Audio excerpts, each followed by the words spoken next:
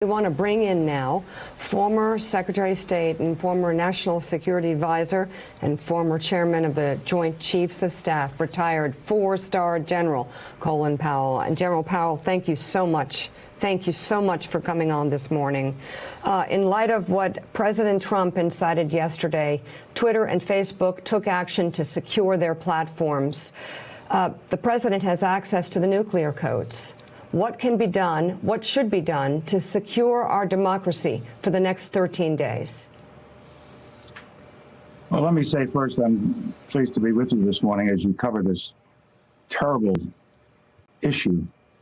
I've never seen anything or experienced anything like this in my many years of public service. Yesterday was a national disgrace, but we'll come through it. We know how to come through things like this. It reminds me a little bit of the riot we had in '92 when we had a riot because of the effect of the Rodney King thing. We were called in, and I was the chairman of the Joint Chiefs of Staff, and President Bush called me and said, send in the troops. And we did, and we brought it to a conclusion.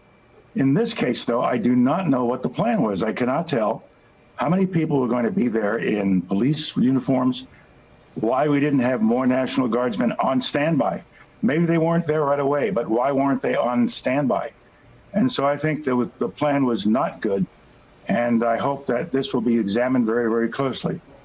But once again, we see President Trump doing things that are absolutely outrageous, criminal, claiming that he is going to be the president of the United States when he knows he isn't. But most shocking of it all was that we had to deal with this, and you had a Congress that was not dealing with it. And so every time I think about President Trump, I also think about the Congress that did not do its job. It did not do its job. It just went along with him. And there you have 12, 14 senators who are right with him. That's not what we should have done. We should have had a Congress that realized the problems that existed and did something about it. They'd done it before on a number of occasions. They did not do it on this occasion. And we should have seen what was happening early on. As I watched it on television, I could say to myself, wait a minute, where are the cops? Where are the policemen? How are they in reserve? Who's in reserve? How far away are they? And it took hours for them to respond because they had to go into the building first and take care of that problem. So I think it was a disgraceful performance by our leaders, a disgraceful performance by our military and our police officials and those who are responsible for those individuals. But we've got to make sure that we're on top of this. But this scares me that it was our Congress that for the last 4 years has put up with this. I'll never forget my first time as a public official when this administration came into being. And Donald Trump went after Mr. Obama by saying he was born somewhere else. Well, he wasn't born anywhere else. But he sent off, Mr. Trump sent off investigators who were not investigating anything. He was using it as a tool against public opinion. And that's the way he is. And we've watched this now for 4 years. And here it is 4 years later. He has lost the election. It has been demonstrated 3 times by testing that he has lost the election, and he is not going to be the president again. And nobody would accept it. President Obama is gone, of course, but President Trump would not accept that. And that was a disgrace. And why didn't more people speak out against it and say no and keep something like this from happening? As a soldier in my old days, I don't remember quite the layout of troops that we had. Where were the backup troops? Who was in reserve? Where was the Guard? Where are the active duty troops? That's doable. And it wasn't done. It hasn't been done well. And so I hope that when President Biden comes in, he will address this problem. And I have great experience with the president, and I'm sure that he has what it takes to be on top of a situation like this. I've known him for many years. I've worked with him, and I'm quite sure that he will be doing a good job.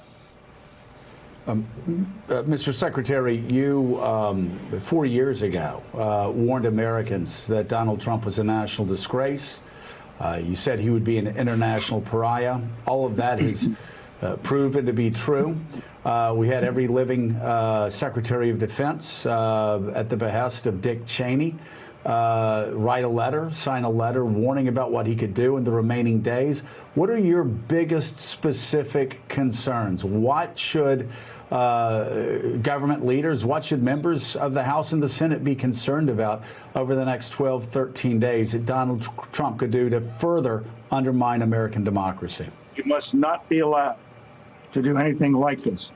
We have to make sure that the military knows its job and that the Congress is being protected and the Congress is being protected.